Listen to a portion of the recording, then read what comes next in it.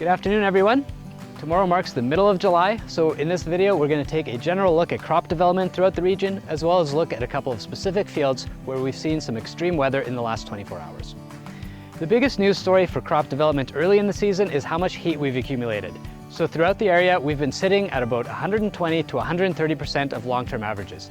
And that means that combined with some early season moisture, we've had a fantastic stand development opportunity this year. The second part of that is obviously the moisture.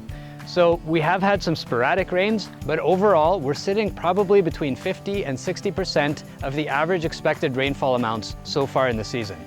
So that means that we're getting to that critical point in the season where we need a lot of moisture, but our soil reserves are starting to run low.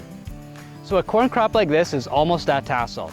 Between tassel and blister stage, we can use an inch of rain every 3 days on a crop like this. So it's going to be imperative that we get some moisture in the next couple of weeks. In terms of flowering dates, we have seen some fields where there's a lot of tassels already showing, as well as silks coming out, so we're reaching that reproductive stage. In comparison, last year we saw the first silks probably around the 20th of July, so we're about a week ahead in terms of development.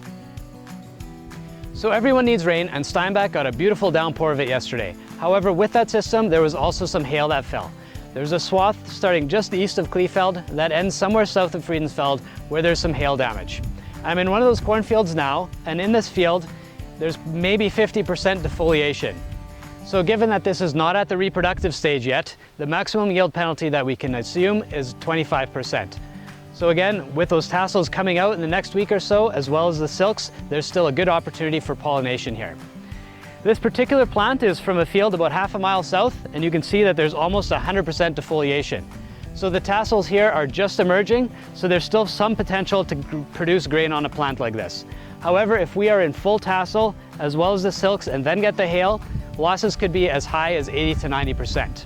But again, a field like this, we'll come back to it in a week and a half to 2 weeks, and we'll see what's left in terms of pollination. And then that'll give us a much better idea in terms of what kind of yield we can expect. Just like corn, soybeans need a lot of moisture during the reproductive stages to build that yield. Of course, we don't need it falling out of the sky in ice form.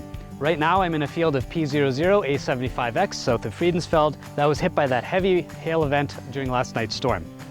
It's pretty disappointing out here. There's obviously a lot of leaf matter on the ground. However, it's also important to note what's still here. So we have a fully formed nodulated root system. There's plenty of moisture in the ground right now.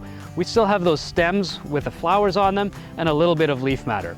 So over the next week to 2 weeks, we should see quite a few of these axial buds throwing out new leaves, and that's going to help keep these plants alive and still put on some yield for the end of the season.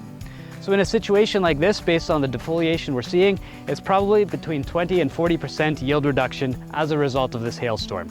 It's not the worst field that we've seen. There are some where there's almost 100% defoliation, and those plants were a little bit further along. So in a situation like that, it could be 50 to 60% yield reduction. But again, we'll see over the next couple of weeks how much these plants are still going to be growing, and we'll have a better assessment at that point.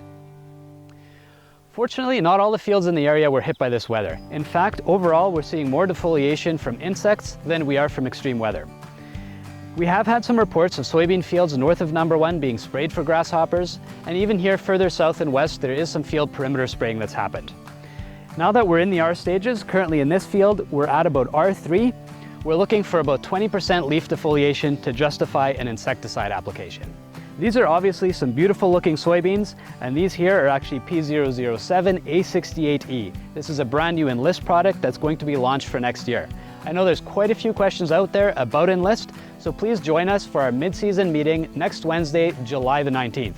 We'll be meeting right here in the field, just half a mile south of Ridge Road at 9 o'clock in the morning for some coffee, refreshments, and just to catch up with all of you. And then a more formal meeting, including agronomy, chemistry, as well as a corn plot tour just 2 miles up the road, and that will be starting at 9:30. So please let us know if you're interested in coming to this event so we can make sure that we have fresh coffee for you. Thanks again for watching our weekly video updates, and if you have any questions, please don't hesitate to give us a call. We hope that everyone enjoys another beautiful looking weekend.